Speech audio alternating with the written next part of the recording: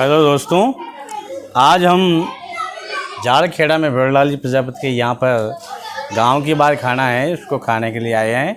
अब सबसे पहले मैं आपको परिचय कराता हूँ, फिर आप बताएंगे कि गांव के बार हम खाना जो बनाते हैं वो क्यों बनाते हैं, उसकी चर्चा बाद में करेंगे। ये है भेड़लाल जी प्रजापति, इनका प्रजापति लाइव कवरेज चैनल है, कॉमेडी वगैरह अच्छी होती है। ये इकबाल जी है, इकबाल जी के ट्रिक्स के नाम से इनके शॉर्ट वीडियो बहुत अच्छे होते हैं, देखने लायक होते हैं।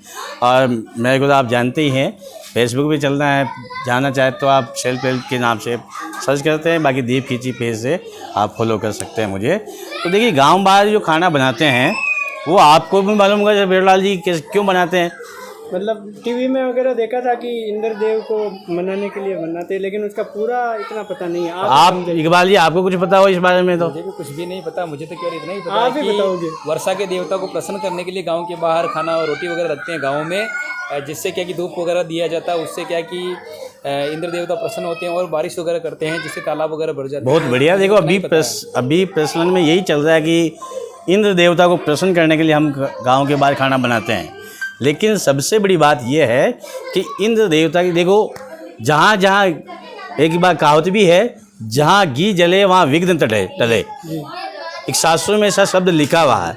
और जब हम खाना बनाते हैं उसमें घी और तेल का हम धूप लगाते हैं। और जब बहुत बड़े इलाके में, यानी बड़े बड़े गाँव का एक साथ धूप लगाया जाता है, तो उसमें धूप लगाने से क्या होता है, वहाँ पे पॉजिटिव एनर्जी, सकारात्मक ऊर्जा का प्रवेश होता है।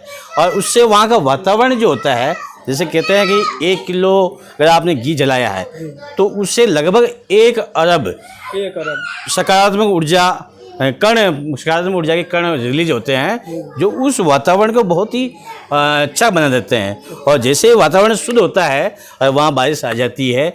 इसीलिए इसके पीछे लॉजिक डाल दिया है कि इंद्र देवता को प्रसन्न करने के हम गांव बाहर के खाना बनाते हैं। और ये खाना तभी करते हैं जब हमारे बारिश नहीं होती है, ठीक है ना। और इससे पहले भी क्या, इसके एक और चीज़ आपको बताऊं, फैक्ट हमारे यहाँ पे शास्त्रों के अनुसार क्या, काली चीज़ यानी चींटियों को मोई डालने का एक सिस्टम है। उसके पीछे भी है कि यार काली चीज़ को खिलाओ तो धर्म होता है। धर्म के पीछे इसका लॉजिक ये है कि अगर आप जितना उसको खिलाओगे चींटियों को, वो क्या करती है, वहाँ पे खड्डे खोद के ज़मीन को बिल्कुल मुलायम कर देती है। मुलायम कर देगी वो जो। और जैसे ही बारिश आती है, उस बारिश का पानी ज़मीन में रिसता है उसकी वजह से, और अपना वाटर लेवल बढ़ाता है।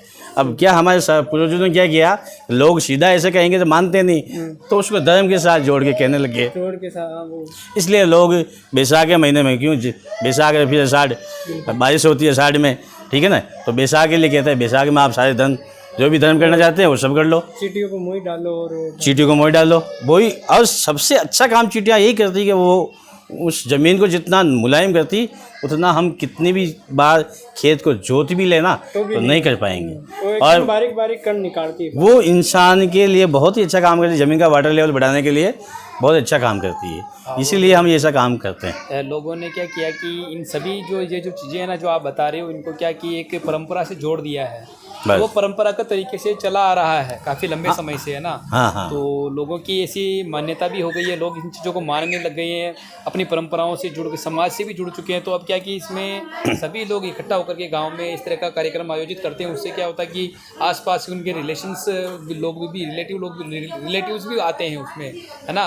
तो फिर वो सभी मिलकर के इस प्रकार का एक अच्छा आयोजन करते हैं, जिससे क्या कि एक दूसरे का मिलाप भी हो जाता है, मिलना भी हो जाता है, और इस प्रकार का कार्यक्रम भी हो जाता है। और जो जिस पर्पज से ये जो आयोजन किया जाता है वो भी हो जाता है पूरा एक तरीके से। तो बिल्कुल अच्छा सही, होता है ये। बिल्कुल सही। इससे मिलना हो जाता है, हमारे परिवार के सारे मिलना हो गया, हमारा भी मिलना हुआ इससे, से मिलना हो गया। लेकिन इसके पीछे मैंने सोचा यार, इसके पीछे वास्तव में लॉजिक क्या है वो बता देते हैं। तो ये लॉजिक है, इसलिए गांव के बाहर खाना करना चाहिए, एक साथ धूप लगाना चाहिए। गांव के बाहर भी नहीं भी करते हैं तो जिस दिन गांव बाहर हो उस दिन हवन के रूप में कंडे जला के आप कम से कम 100 ग्राम घी का धूप लगा दे, वो भी बेटर है वातावरण को शुद्ध करने का, ठीक है ना दोस्तों। बहुत बहुत धन्यवाद सर आपका, आपने बहुत अच्छा समझाया हमें, और आपके लाइव को हमने हमारे पेज पे भी जोड़ दिया है, तो ऑडियंस एक साथ हो जाएगी।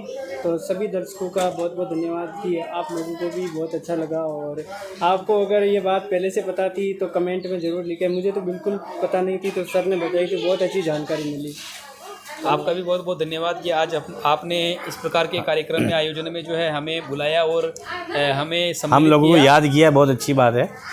आपका आशीर्वाद हमेशा ऐसे ही बना रहे, और इसी के साथ अब जो कि बहुत ही ज़्यादा यहाँ पे गर्मी भी है और यहाँ पे नेटवर्क की भी प्रॉब्लम है, मुझे लग रहा है थोड़ी थोड़ी स्ट्रीमिंग कट रही है, लेकिन आप लोग कमेंट करते रहना और आगे बात सर करेंगे। ठीक है दोस्तों, फिर मिलेंगे अगले वीडियो में। खाना वाना खाते हैं अभी। धन्यवाद। धन्यवाद।